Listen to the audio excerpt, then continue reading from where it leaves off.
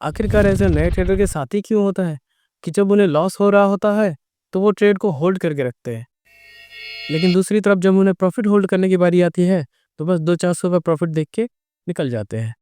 आखिर ऐसा होता क्यों है? ये नए ट्रेडर के साथ ही क्यों होता है?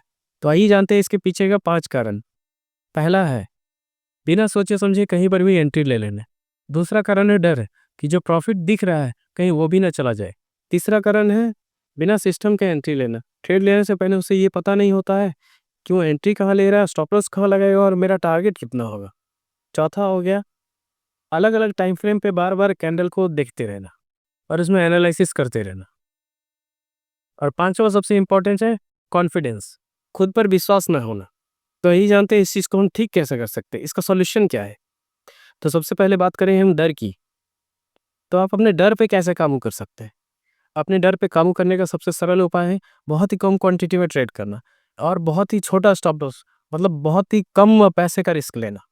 आप अगर 1000 का, 10,000 का, 5000 का रिस्क लेते हो तो बंद कर दो आज ही से। ठीक है, आप 100 रुपये का स्टॉप लॉस लो, 100 रुपये का ही रिस्क लो। उससे क्या होगा, आपको डर नहीं लगेगा। आपके दिमाग में ये होना चाहिए कि आज अगर जाएगा भी तो मेरा सिर्फ 100 रुपया जाएगा, उससे ज़्यादा नहीं जाएगा। और आपको शुरुआत सिर्फ स्टॉप ट्रेडिंग से ही करना चाहिए, ऑप्शन ट्रेडिंग से नहीं। दूसरा हो गया अपना सिस्टम बिल्ड कीजिए। ठीक है, कहीं एंट्री लेने से पहले आपको ये पता होना चाहिए कि हम एंट्री कहाँ पर ले रहे हैं, क्यों ले रहे हैं, मेरा स्टॉप लॉस कितना आएगा, मेरा स्टॉप लॉस कितना होगा और मेरा टारगेट कहाँ पर है। तीसरा बता रहा हूँ, एक बार अगर आपने एंट्री ले लिया तो आपके पास सिर्फ 2 ही ऑप्शन होना चाहिए, या तो स्टॉप लॉस नहीं तो टारगेट। आपको खुद से कभी नहीं निकलना है मार्केट में। मार्केट जब निकालेगी या तो वो स्टॉप लॉस लेगी, नहीं तो वो टारगेट देगी। और ये आप धीरे-धीरे प्रैक्टिस करके ही बिल्ड अप कर सकते हैं। ये चीज़ आपके दिमाग को समझाना होगा और ये प्रैक्टिस से ही आएगा। चौथा, आपको एनालिसिस करने के लिए और एंट्री करने के लिए आपको एक फिक्स टाइम फ्रेम चूज़ करना पड़ेगा। अगर आप बार-बार अपना टाइम फ्रेम बदलते रहेंगे तो किसी में आपको लगेगा कि इसमें तो सेल दिखा रहा है, इसमें लगेगा बाय दिखा रहा है। अब 1 मिनट में, अगर आप 1 मिनट के टाइम फ्रेम पे अगर आप एनालिसिस करेंगे तो एक-एक कैंडल जो है वो बाय सेल होते रहता है। तो उस चीज़ को आपको इग्नोर करना है।